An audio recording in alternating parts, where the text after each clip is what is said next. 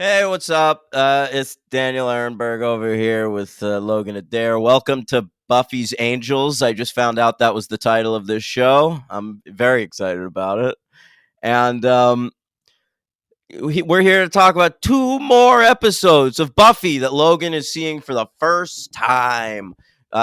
Never Kill a Boy on the First Date, Season 1, Episode 5, and also Season 1, Episode 6, The Pack, which Logan thought was about a pack of vampires, but is actually about a pack of hyena people. All right. Logan, what's up? Hey, D-Train, how you doing? I thought this was a bit of a downer compared to last week. I gotta be honest. These apps? Yeah, a little bit. Oh, really? Because I'm about to give one of them my first four. Whoa, I'm gonna guess the first one, but I guess we'll get into it. Yeah, we will. All right. These are a couple of weird oddities of the first season, but let's get into them. It's a letdown after praying mantis week. Your tastes are enamor me. Yeah, I thought the episodes just worked a little better. We'll get into them. That's fair. That's fair. Okay.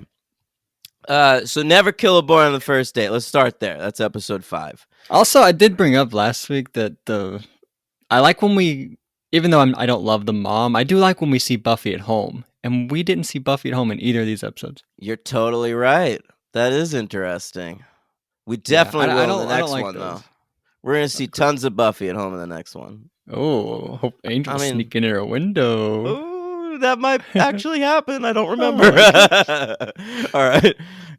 Never kill a boy on the first date. Our writers of this episode are Rob. Well, let's talk about the day first, Oh, right? yeah. Let's do that. Okay. It aired March 31st, 1997, the last day of March. All right. What a day for children's television it was. Yes, yeah, you got this too. Children woke up that morning and watched the first ever episode of Teletubbies. All right. It had all our favorites. Dipsy. Winky wink. It's Tinky Winky, sir. Oh shit. But Poe was another one. What's the That's fourth? lazy. I've got 3 out of 4. Well, I gave you one of them. I knew Tinky Winky. That was the gay one. That one's gay. Yeah, the conservatives were in an uproar because one of the Teletubbies was gay.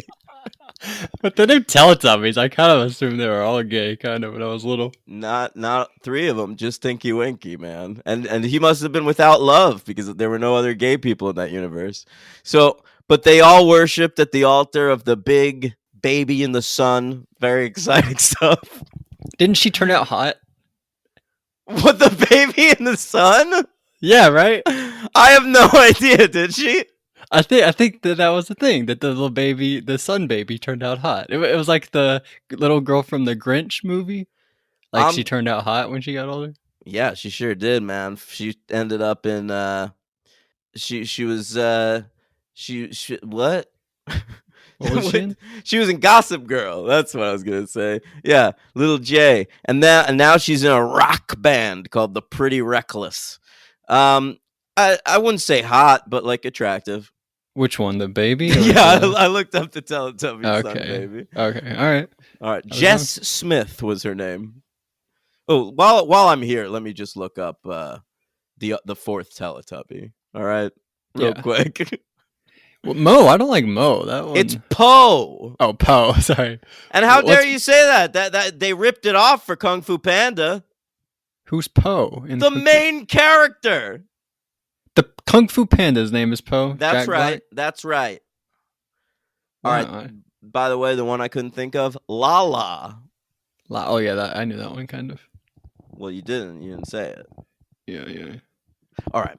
But not only Teletubbies, Logan, but do you know what other great animated, well, Teletubbies wasn't animated, I guess, but what other great kids show premiered the very next day?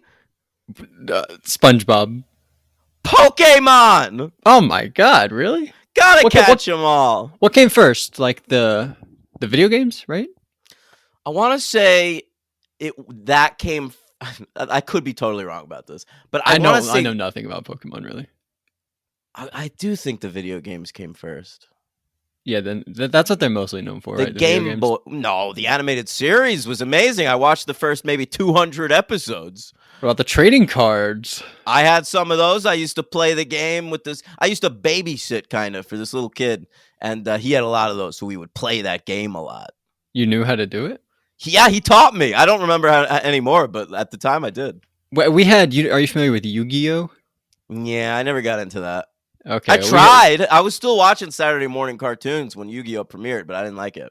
Oh, I didn't watch that. We just had the card. We just had the trading cards, and we just did like we would lay them down and be like, whichever one looked cooler, that was who won, and then you got to keep them, and then whoever had the most at the end, that was the winner. I like that game, frankly. That would be fun to play.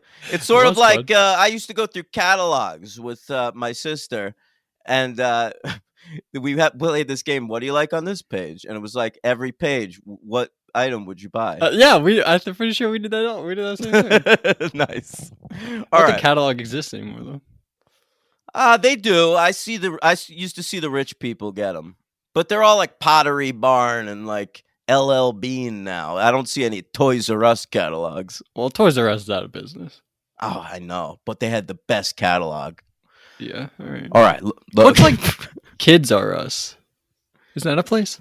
Yeah, that was a spin-off of Toys R Us that sold kids clothing.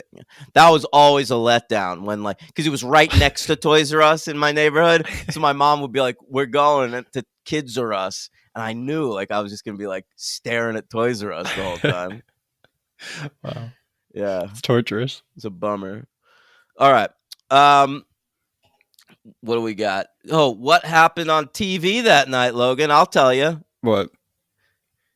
CBS aired some NCAA basketball, the championship game. Yeah, I saw this also.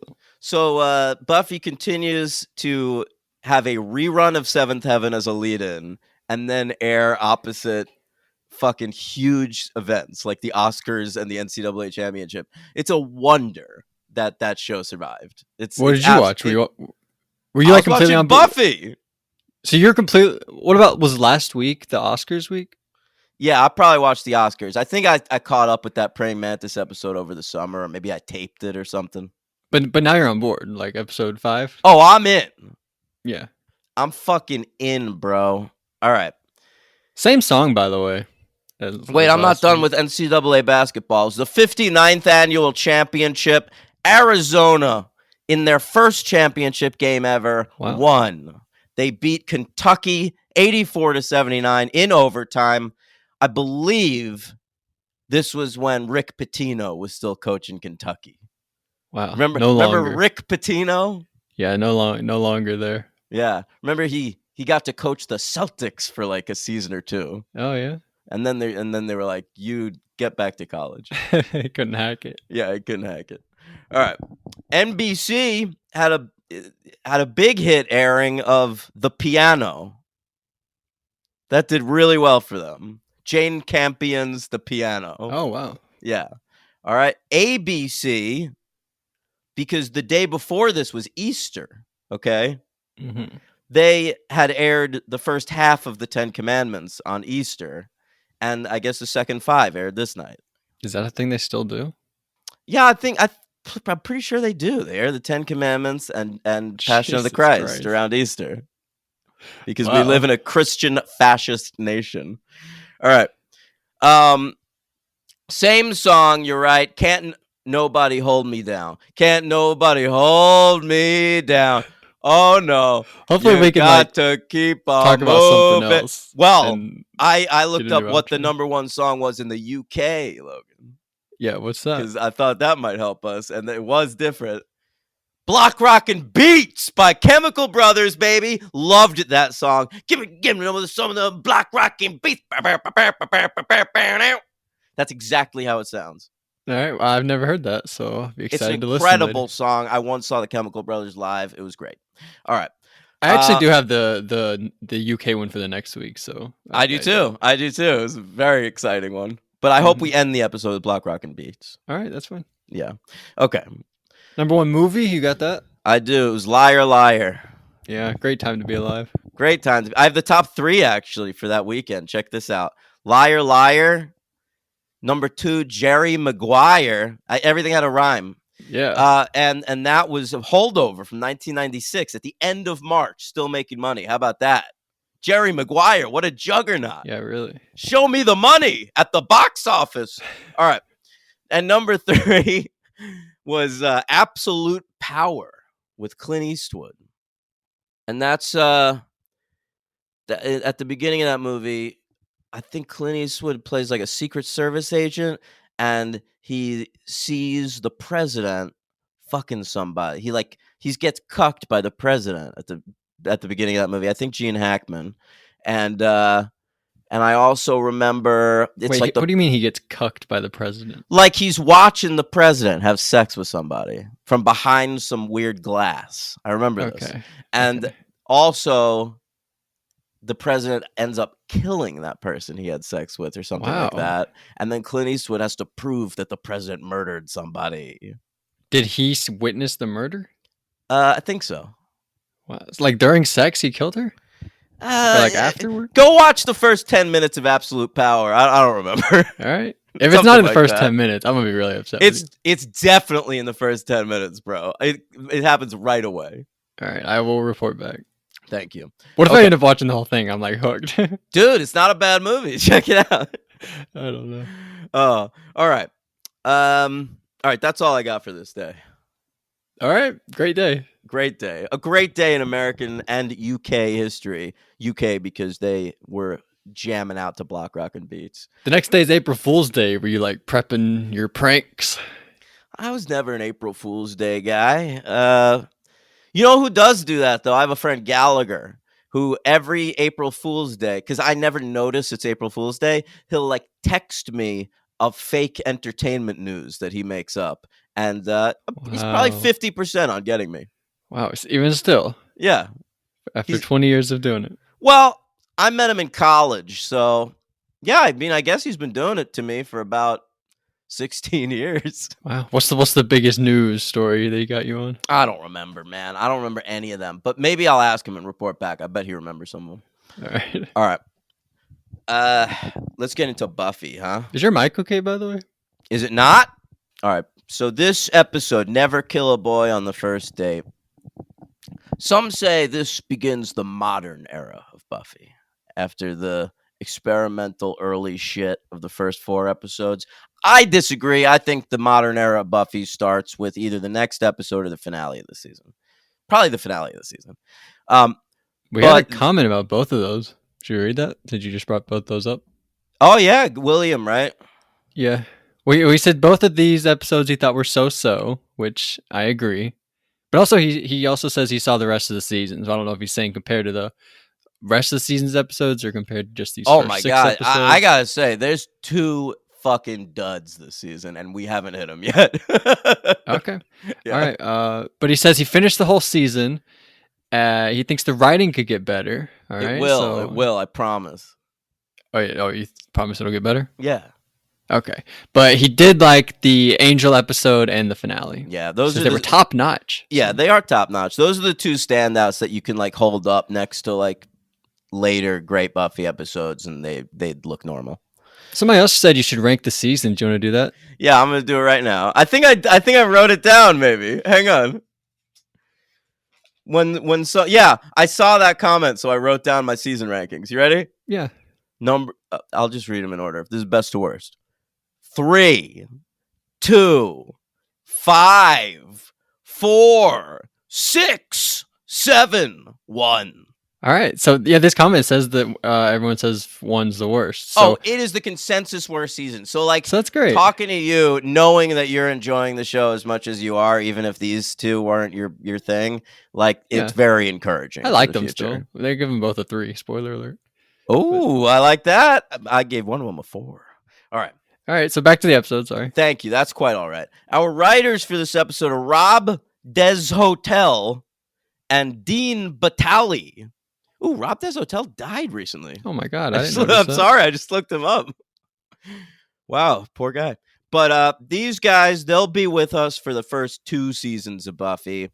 And then they left to join the writing staff of season 2 of That 70s Show. And both of them stayed on the staff of That 70s Show from season 2 all the way to the end, season 8. And eventually they split up and started writing their own episodes. Yeah, but they did 10 together. I counted them. Of That 70s Show? Yeah, they were writing partners for 10 whole episodes together. Look at you, man. You're really doing your research on these. Oh, yeah. All right.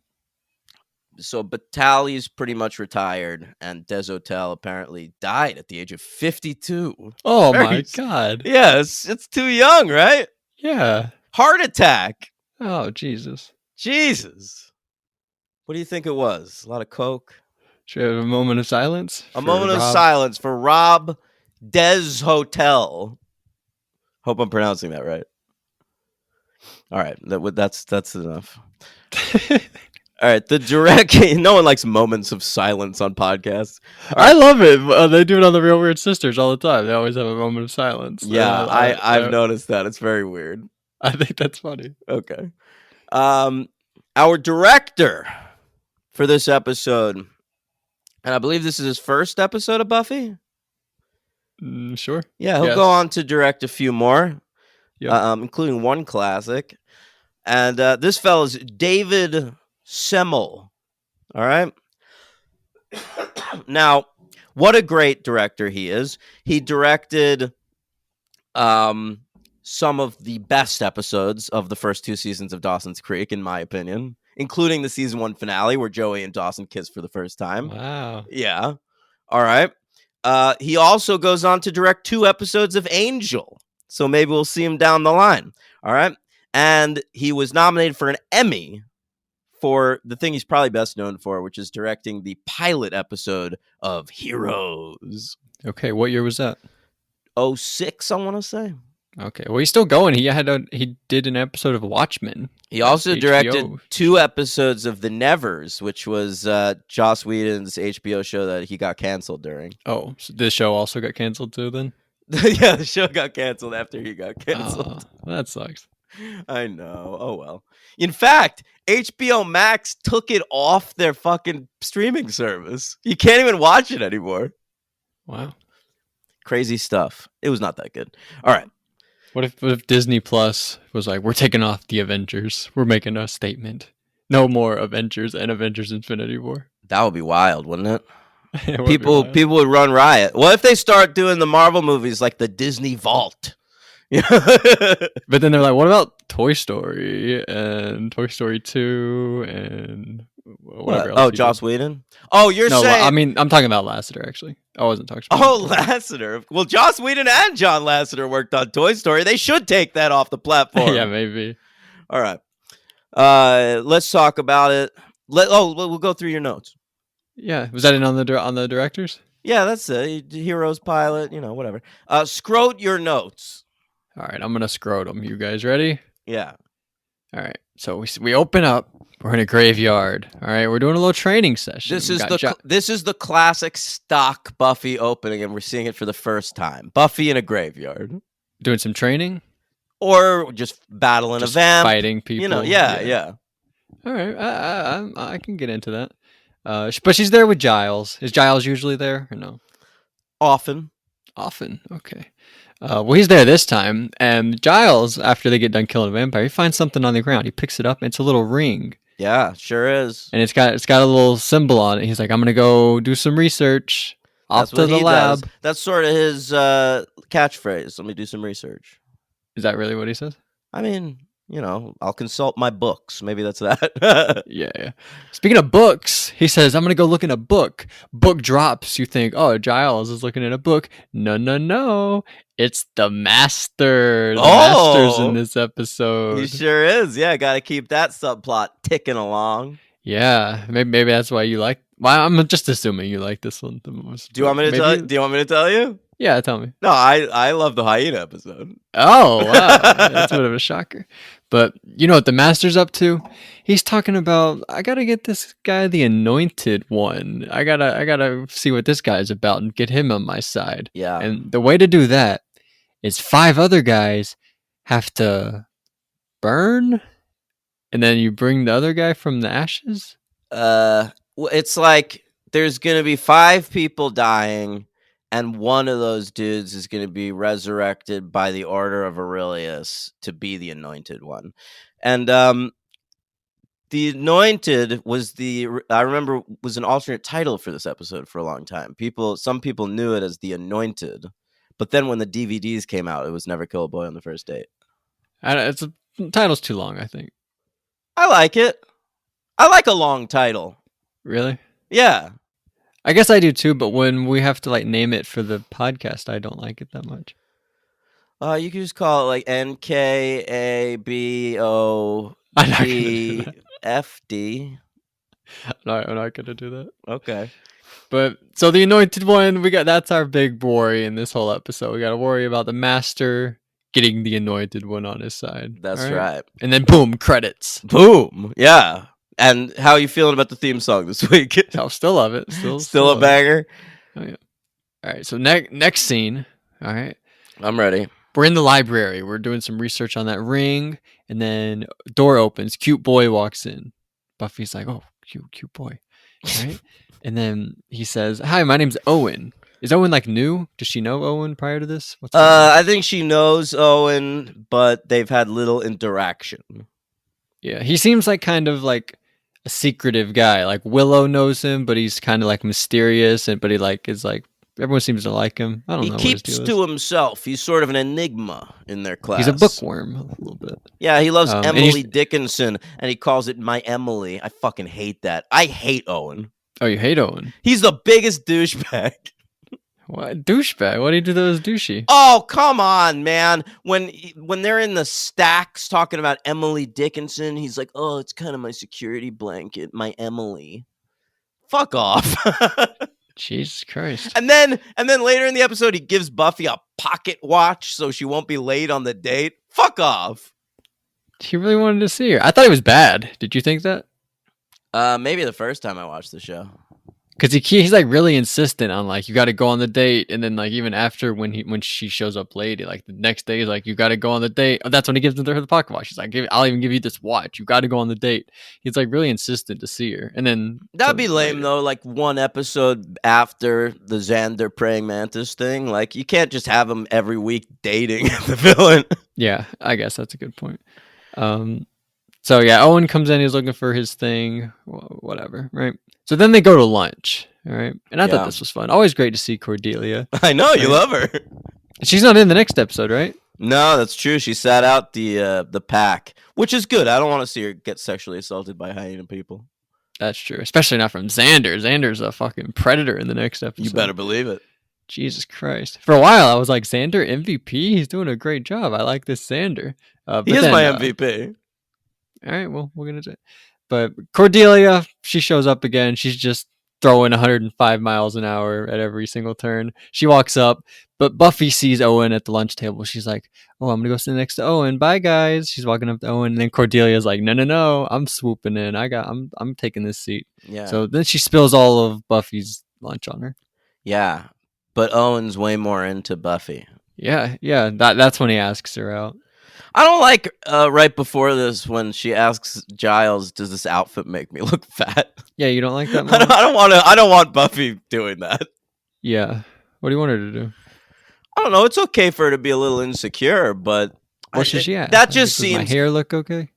I don't know. Does this outfit make me look fat? It seems like a line like a couple of dudes who went on to write for That 70s Show would come up with. Well, there's a few. I think it might be in this episode. She's like really horny in this episode. Oh, she's so fucking horny in this episode. I know. She has a few. It's like Xander. She almost just lets Giles die because she's so horny.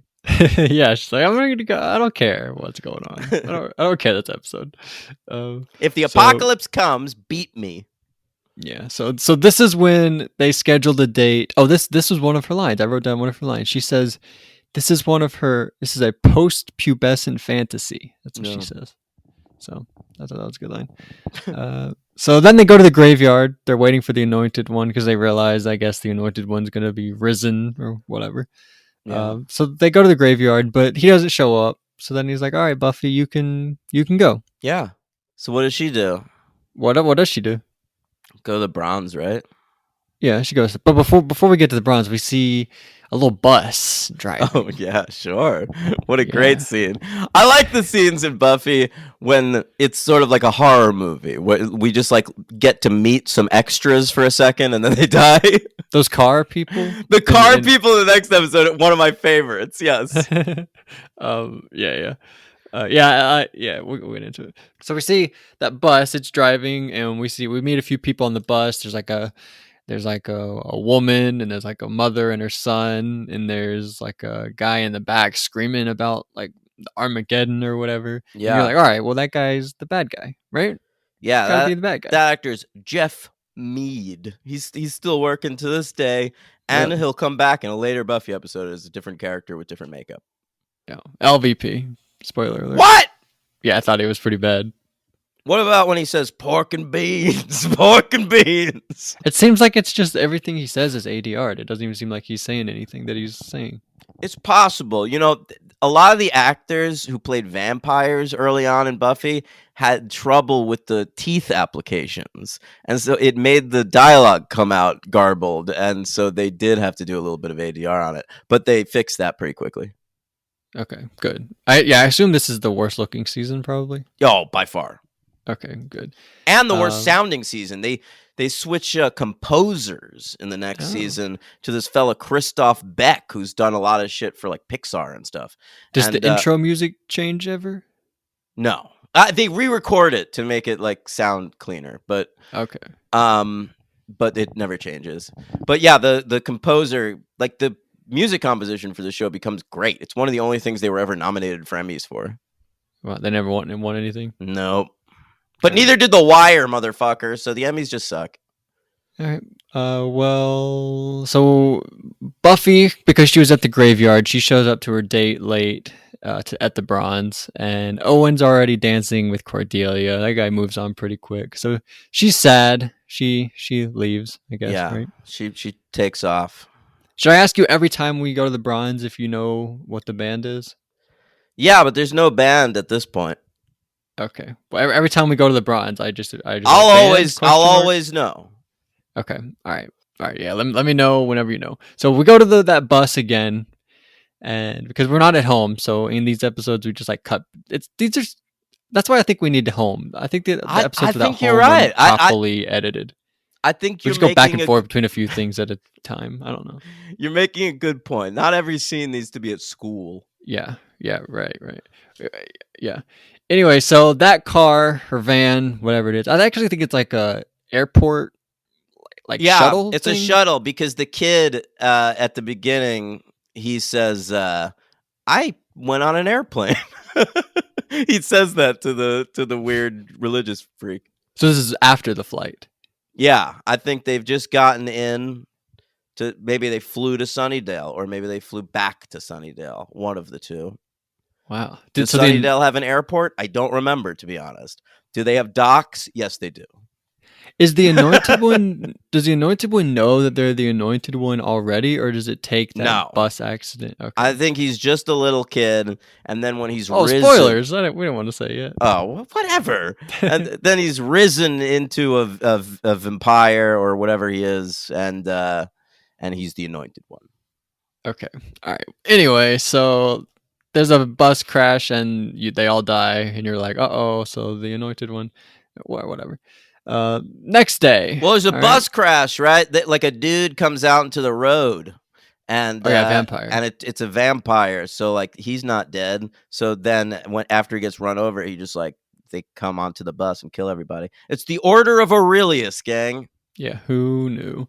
All right, so the next day, Buffy's real sad because Owen was at the bronze with Cordelia. She's like upset, but he shows up and he's like, "Hey, I want to reschedule. Here's a pocket watch." And then, yeah, you really hate that. You're Xander. You have the Tweety Bird. I'm so Xander in this moment for sure. Yeah, I like the Tweety Bird watch. I don't think you should be embarrassed by that. He should. Probably. Yeah, you might be right. He probably should be. He probably has a Velcro wallet also. Oh, that's bad. Yeah, I never even had a Velcro wallet. Never ever when you were a little kid? No. Well, I mean, I don't remember. I don't think so. I don't think I had a wallet until I was like late high school. Really? Yeah. I used That's to like a just. thing when you're a little kid. Like you want to feel like an adult, so you have like a little wallet. I didn't want to feel like an adult. I wanted to feel like a kid. Oh, okay. But yeah, I think my sister for Christmas one year got me my first ever wallet. All right. Yeah. So Buffy, she goes to Giles and she's like, "Hey Giles, I kind of want to do something tonight. If we can like not be busy, if that could be cool." And he's like, "All right, whatever." And she leaves. And then Giles says something. He says, "She's just the strangest girl." Did you notice that line? Yeah, I did, and it comes back later, doesn't it? It does come back later. We'll Yeah. get to that. So then we hang out with the master for a second. Do we know what his place is called? Does he have like a name for it? Like the It's shelter or anything? no. I mean, it's just a blown out church underground. That's a church? Yeah. Like it's a church that was Have we seen the swallowed. exterior? No, I don't think you ever do. But it's supposed to be that it's a church that was swallowed up by the earthquake. Well, that's pretty cool. All Yeah. right, so he's hanging out in that swallowed up church, and he's like, "We gotta do the thing. We gotta get." Because they went that previous night, the night before, and nothing happened. And then tonight she went to Giles and was like, "Hey, I'm gonna do this." He's like, "Fine," because they think nothing happened, but then it's really tonight, right? That's what Right. happened. So he's like, "I gotta get out of this prison bubble that I'm in," because remember from the Harvest, right? He's talking about gotta get out of that bubble. He's trapped down there. You know he's trapped because sometimes he moves his hand and it makes a ripply thing. Yeah, it's pretty neat. I like that. And then another thing that he does to show how cool he is, he catches a bug with his bare hands. Yeah, it's sort of like the got your eye moment from the pilot. But it's pretty lame. Like I've seen this in other movies, and they actually show the bug or whatever. In this, they don't. They just use like a sound effect of like buzz. Dude, they had like stops. $5 to make this show. Give them a break. I know, but I've seen like every other iteration of this is better. Probably this is like the lamest version. Like the Karate Kid, they do it there. I'm sure it's way better, right? Mr. Miyagi catches a 15 fly with chopsticks. Pretty good, right? Yeah, that's awesome, actually. Another Buffy line. They're like, "Oh, she's trying on outfits for the date or whatever." And Giles comes. He's like, "Hey, we might have an issue. That bus wrecked, and the anointed one might be on it." So, how'd you feel about Xander trying to perv on Buffy while she's changing by looking in that mirror? I was wondering what he was doing in that moment. That's what he was. Okay, because he knocks angle her like makeup mirror so that he can see her changing. Fucking Xander. Because he knocks down her little jewelry box or whatever you'd call that. And I was like, was he trying to steal? And he knocked the thing. I didn't really understand what was happening. Nope. Thank you for clearing that up. When all else fails, just assume Xander's being a fucking pervert. Yeah, truly. I guess I should know that by now. So another Buffy line. She says, "This is her maiden conquest." they're like really giving her. They're like, these guys are pervs. Well, she's a virgin. Right. You said right. Yeah, I guess so. We'll see Buffy lose her virginity on this program. Wow, can't wait for that. Yeah. All right, so then we go to the Bronze again. Do you know any band in this scene? Yeah. There's this chick band playing, Velvet Chain. They're pretty bad. I never got into them, but that's who's up there. All right, and then Cordelia, another great Cordelia line. Owen's dancing with Buffy, and she walks up and she's like, "Hey, Owen, look at you here all alone." Oh yeah, she's incredible. Cordelia also in this scene crimped her hair. What does that mean? Like, it's like. They used to. This might be before your time, Logan. No, I think I kind of know it. Girls used to have crimping irons. Yeah, is that like kind of twisting it or whatever? No, it like makes it so there's like ridges in your head. That's what I mean, kind of. Yeah. Anyway, I kind of don't like that. It's a bad look. I'm glad it went away. But that's what Cordelia's rocking in this scene. I was blown away. It's one of my only notes for the episode. Cordelia crimped. All right, so then we go to the graveyard. Giles was like, "All right, Buffy, you go hang out with the Bronze. I'm going to go make sure like things are okay at the graveyard." And Willow and Xander went with him, I guess, to make sure. And so he runs into zombies. Not zombies. Vampires. Will we ever see zombies on this show? Yes, we will. We have to. Right? Yeah. That's like a if you're writing down like supernatural things, that's like a top 10 thing you'd write down. Of course. So Xander, I would have thought them before hyenas No, we got to the hyena people or first. praying mantises, but that's episode 4, Yeah. right? What's We didn't episode want 3? to blow What was our that about? wad too quick. It's a Oh, witch. that's the cheerleader. Yeah, but The you know, witch it's a cheerleader. witch. That's a pretty stock one. Yeah, But that's great. you would have thought they'd get to like werewolves in the first season. Right.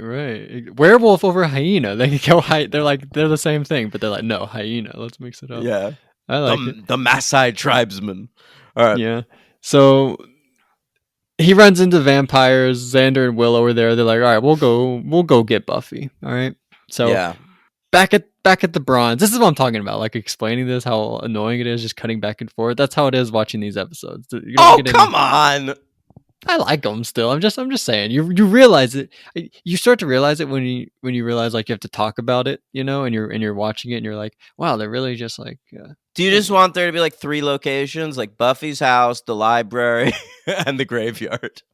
Just space it out better. I don't know. Gotta get some sweet bronze scenes in there, bro. I'm Buffy's not on her dissing the date. bronze. I like the bronze. Yeah, all right. All right, Well- speaking of the bronze, Angel comes into the bronze and he's Yeah. like, Buffy, what the fuck you doing here on a date? I know we're not like official, but I clearly I gave you my jacket. Like, what the hell? What more do I need to do? I didn't You love know? Angel in this moment. He like puts up this face like, hey, yo, Owen, what's up, bro? I'm not into it. I haven't loved him at all so far. I think he was best in the In the last Praying episode we saw him Mantis, in. yes, absolutely. David Greenwald, who co-created Angel, wrote the Praying Mantis episode. He also writes the big Angel Spotlight episode, which we'll get to next week, and he sort of forms what Angel's going to be going forward. Okay, I'm excited about that. So Xander and Willow come in. By the way, I've noticed every character in this show has a name that starts with a different letter. There's like Xander, Willow, Buffy, Giles, Angel, Cordelia. Like every single person has a. So like when I'm writing these, I can just write like G, B. You know, Yeah. I've noticed that with the. It's great. I Great remember job it for the used show. to come in handy when people would write fan fiction. Oh yeah, Yeah, You ever read that? yeah, Like dirty fan fiction? yeah. Well, like what? You know, just them fucking Buffy, All right. Buffy fucking Giles. What was the best? What really? Yeah, I mean all of it. It was mostly like, well, I don't want to say because some of the characters that were involved a lot haven't shown up yet, All right, yeah. but a lot of Buffy fucking Angel, of course. Yeah, obviously. Yeah. Sure, that's what most people were into. Oh, there was some lesbian Buffy Willow stuff too. I remember. yeah, Yeah. obviously. Sure. So they show up. They're like, Buffy, we have to go. Giles is in trouble. She's like, all right, fine. She kisses Owen, and Owen's like, she's just the strangest girl. And you're like, what? I heard that line earlier, right? Yeah. That's what Giles said. So I have a question for you. Is Owen Giles? I'm just kidding. Giles like in disguise, like I really want to date my Slayer, but I'm like an old man. Maybe I could like do something. Get a fucking fancy Mission Impossible mask going. So they go to the funeral home where Giles is because he was hanging out in the cemetery, but then he got scared, so he ran into the little place where they are. Yeah. And so they show up, and Owen, like, I thought appeared out of nowhere. And I sort of still thought Owen was the bad guy this whole episode until I guess he just wasn't. But Yeah. I was still on the Owen is bad train. But He just No. follows him over there. yeah, but no, He followed then his dick, man. But Buffy made the mistake of kissing him. And then yeah, it he was got too into it. Yeah, it was like a guiding rod or whatever you call those. Like a magnet. Yeah. Yeah. So the guy from earlier that we thought was the bad guy that was like talking about Armageddon, he's like on the stretcher dead, but he's actually a vampire. I didn't really know what was going on. Well, the Order of Aurelius turned everyone on the bus into vampires, I think. Okay, right. So that guy is the vampire, but then they like what? They save the day, right? That's what happens. I mean, Does anything cool happen there? They throw him into the little fire. There's a fun. Owen gets involved in the fight, and Right. He gets knocked out or something. Yeah, and then they incinerate the bad guy, and they think they've saved the day, but they have not. They have not? Oh, right, because dun dun dun. Well, we don't find out until a little bit later. Yeah. But so then we go to school the next day, and Owen, I guess, Oh, left. but I right? like this one scene where they're trying to block a door. They're trying to like barricade themselves behind a door because they put 2 chairs in front of there. And then if you watch Xander, he adds a few pillows and a lampshade. That's hilarious. Yeah. That's good. So Owen, like, he was like upset after he like walked home. Like Xander and Willow walked him home. So the next day at school, Buffy's like, "Well, is Owen still into me? Is he not?" But then Owen shows up. He's like, "I had the best night ever. I want to do more crazy adventures with you." And she's like, "Well, I want somebody to like me for me, not for like the crazy adventures, like the Buffy slaying part of me. You know, I want them to like Buffy." He suggests for their next date that they go into a bar at 3 a.m. and get into a fight. Yeah. So you really hate this guy, huh? He's a fucking douchebag. I don't really think he was that much. I thought he was just kind of oblivious. I don't know. I didn't hate him. But Listen, she ends it with we'll him. never see him again, and I'm happy about it. Yeah, I kind of figured. He's mentioned. So they again, break though. up. They what? He is mentioned again later on by a name. They say yeah, they say yeah. Owen? Okay, that's kind of cool. So then, cut to what do they call that guy? Anointed One. Wait, you skipped the best scene in the episode. Oh, what's the best scene in the episode? When Buffy has her heart-to-heart with Giles after she dumps Owen. Oh yeah, he says like you're doing a good job or something, right? He's like, he says, that was the best scene of the episode. That is the best scene of the episode. Giles is my MVP of this episode for this scene. That's crazy talk. Because he gives this whole thing about how he's part of the Watcher lineage, and his father and his grandfather were Watchers, and he wanted to be a fighter pilot or a grocer, but he knew his whole life that he was going to have to be a Watcher. That's how he relates to Buffy, and he says, but to Buffy, you know, I don't have a handbook. We're just flying by the seat of our pants here. Wow. Yeah, I like that. All right, that's pretty good, but no, not my MVP. Somebody's got to really wow me. If that tree vampire with the razor blade hand didn't get my MVP, like if somebody's gonna get it over Buffy, I feel like they really have to impress me. But that's pretty good. He was good. He's better in this one than the next episode. I thought the next one he's pretty stupid, but we'll he makes some dumb choices in the next one. So does fucking Willow, but we will talk about that. So, but Willow's manipulated by her heart. Yeah, it's loved. It doesn't. I get it. I've seen Big Brother 5. You know. Wait, which one's that? Diane and Drew. Oh, well, God, you love bringing up Diane. Well, it's the love. She got manipulated by love. No, it's true. You're right. So, or perhaps, Raven and Marvin. Well, how about that? But she. I'm talking about the current love, though. I'm talking about the current season of The Circle. Raven, in her cut anger, ties. Yeah, but if she didn't, it would have been better for her. She wasn't thinking strategically. She was thinking about her heartbreak. But she was thinking dumb. She was thinking illogically. She was thinking like, I gotta make a statement instead. She was of thinking with that puss, bro. In betraying him? Yeah. And all right, I don't know how that makes sense, but anyway, so. Cut to the master down below. He's like, I finally have. You think they saved the day, right? Because they killed that fucking guy. You're like, great job, guys. Yeah, you think we're cutting down to the master doing another one of those scenes where it's like, rats! God damn it! Yeah, rats. So, but no, he's excited. He's like, I finally have my anointed one. And you're like, what? Oh my God, no, they failed. And then camera pulls over. I actually don't know what happens with the camera, but no, it pulls over. You're right. Cut to little kid, and you're like, no, identity. Oh my God, identity? That was the first thing you thought of? Yeah, absolutely. I thought of identity. Who's a little kid in that? I don't know, but it was just that the villain was killing everybody. He was the little kid. Oh yeah, I do kind of remember that. All right, so yeah, it's a little kid, the anointed one. Yeah, big twist. How'd you feel about that? I loved it. It was a great twist. Are we gonna see that little kid again? Oh yeah. Yeah, so I'm excited about that. Does he deliver lines? He does, yeah. You know, eventually though, they wanted him to be on the show longer as a character, but they wrote him out because he got he started getting big, and like vampires Yeah. can't age. That's funny. Yeah. All right, so I give it 3 stars. Same here. All right.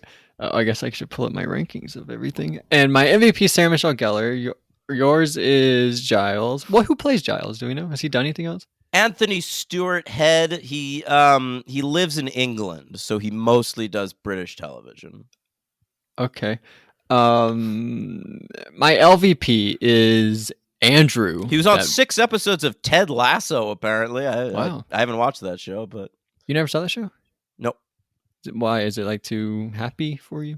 I intend to watch it at some point, but that is what is putting me off. You have Apple TV, Apple Plus? You know how people say, yeah, I do. You know how people say hashtag positive vibes only? Mm-hmm. I want hashtag negative vibes only.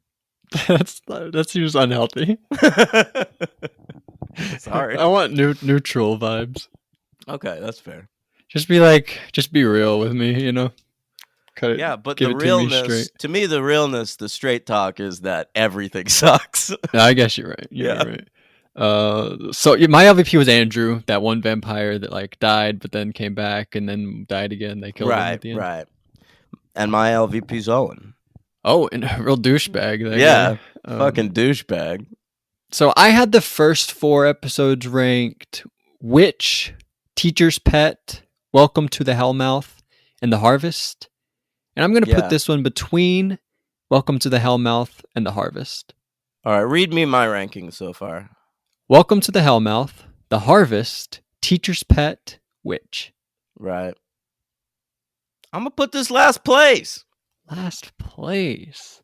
So aside from Teacher's Pet being better than Witch, this is just getting worse and worse. Except for the next episode, which is the best one yet.